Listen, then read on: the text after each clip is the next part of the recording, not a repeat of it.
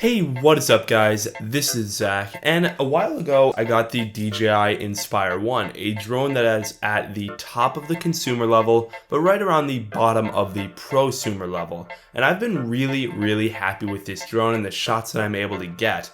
So I want to give you guys my experience, a sort of mini review slash like what I thought about it, and then also a little comparison to the Phantom 4. So stick around, and without further ado, let's get right into it.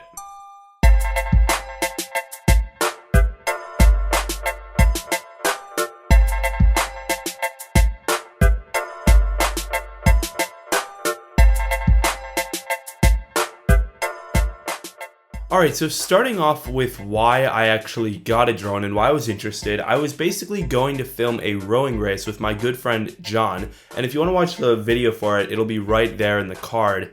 And basically we had a Phantom 3 and an Inspire 1 to film this whole race and all that was going on. So it was a lot of fun, and the Inspire 1 wasn't mine at the time, but about a week later I ended up purchasing it because I was so happy with its performance. And at the time, I have always been sort of unsatisfied with the Phantom series. Not exactly because they're not fast enough or they're not powerful enough, but they sort of look like a toy. They're definitely in the middle ground of the consumer market, and they're really good products, but I was never really interested in having one for actual professional real work. So I talked with a few friends and I ended up picking up the Inspire 1, and before this, I had to make the decision of if I wanted an Inspire 1 or a Phantom 3 or 4, so let me go through my thought process. The first reason that I went for an Inspire 1 is because of its premium and luxurious features, like the suitcase it comes with for traveling, which I actually plan to do a lot of with this thing, as well as the 4K detachable and replaceable camera, which never has the propellers in the frame and in the shot, but we'll talk more about that in a little bit. And last but not least was the design and how it looks sort of like a robot. And it's not as much that I love the design and I like how it looks like a robot, but that it's different from the Phantom's design, which I always viewed as a toy and not really a professional product. So when I first got it in, I was surprised with its power, how fast it could go, how fast it could get up and go around. At its max speed, it's about 50 miles per hour, whereas the Phantom 3 and 4 are around 30 and 40 miles per hour. And it's very loud, which is not a problem because it's a flying object. It's fast, and it's very powerful, allowing for you to get stunning shots of traveling around at really fast speeds. And the thing I like most about it is how you can go full throttle, 50 miles per hour, and just stop out of nowhere and start going backwards at the exact same 50 miles per hour, and the viewer would never see a shake or a jitter or anything like that. The camera is amazingly stabilized, whereas the Phantom series, you would definitely get the propellers in the shot, and it wouldn't be as immersive as the Inspire 1 is.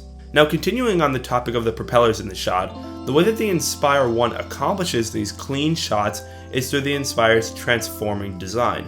Now there are three modes: the takeoff and landing mode, which has the propellers below the camera, the travel mode, which is where you take the camera off and it has the drone flat with the nose face down, and the flight mode, which has the propellers above the camera and out of the shot. And this allows you to do anything and pan anywhere with the 360-degree coverage on the camera. Now there is one thing I have to say about this 360-degree coverage, and that's if you're moving it on the pan axis but only the camera and not the entire drone, if you're using the camera as a first-person view, something that tends to happen is that you're looking forward and you think when you go forward on the controller it will go forward, but instead it goes to the side because you have your camera pointed in a different direction. So what I recommend doing is, for me, I have on my controller there's C1 and C2, which are the back triggers. And if you set C1 to do a difference between tilting and panning, then that's really easy to change it. And then C2 I set for reset. So that means when I click it, the camera, if it's over here, it will go straight back down to normal where it started to the origin. Now I've had this drone for about 2 months, a little bit less, so I think it's time to show you guys a little test reel of some of the shots that you can get. And I don't doubt that you can get these with a Phantom 3 or 4, but this is what I was able to accomplish on my own with the Inspire 1. So take a look.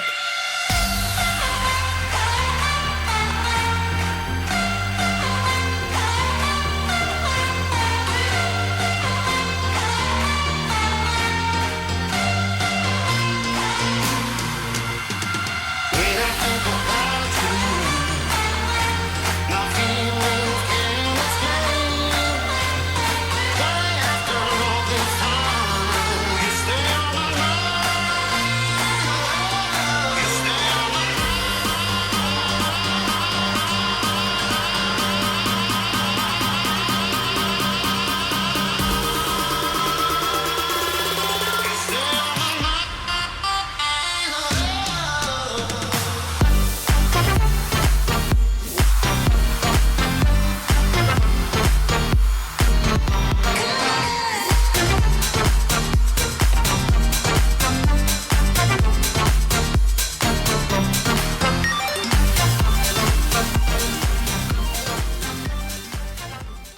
Alright, so if you want to see some more footage, you can go down and look at my daily vlogs, but let's move on. Now, I really enjoy using the drone, but there are a few cons, starting with the portability. Now, being bigger than the Phantom series, it is harder to travel with. If you want to put it into a suitcase, you have a lot of steps to do. You have to start by taking the camera off, then turn the drone on, go into travel mode, turn it back off, put it in the suitcase, and then you can go. But then when you get to where you're going, you have to take it out, put the battery in, turn it on, go into flight mode, turn it off, put the camera on, and then you can fly.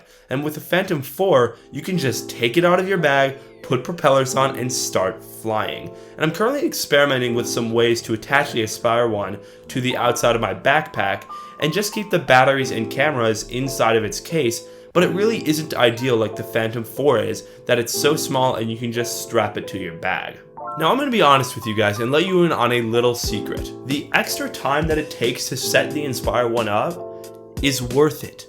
You get better shots. There are no propellers in the shot. It's better camera, it's better footage, but it's a pain in the ass. So you have to sort of find a balance. For me, getting rid of that setup time means not putting the drone in the suitcase all the time, and it means sort of leaving the drone out a little bit more unprotected. Alright, so it's finally conclusion time, and this is where it's time to decide whether you're going to go for the Phantom 4 or the Inspire 1. And you guys know that I love my Inspire 1. And if you have time to get those really good shots, you want the best drone out there, and you want to focus on your camera movements and everything to get perfect shots, the Inspire 1 might be worth it at a little bit less than $2,000 new. But if you really need to get it up, fly, get it back down, you need to go fast and you just need to get good shots, the Phantom 4 is most likely what you're looking for. It's just quicker, it's a little bit smaller, and the quality is close. But if you're doing more professional work and you want the best shots you can get, then I would definitely recommend going for the Inspire 1. So thanks so much for watching. If you enjoyed this video, let me know down below, and I will catch you guys in the next one. Peace.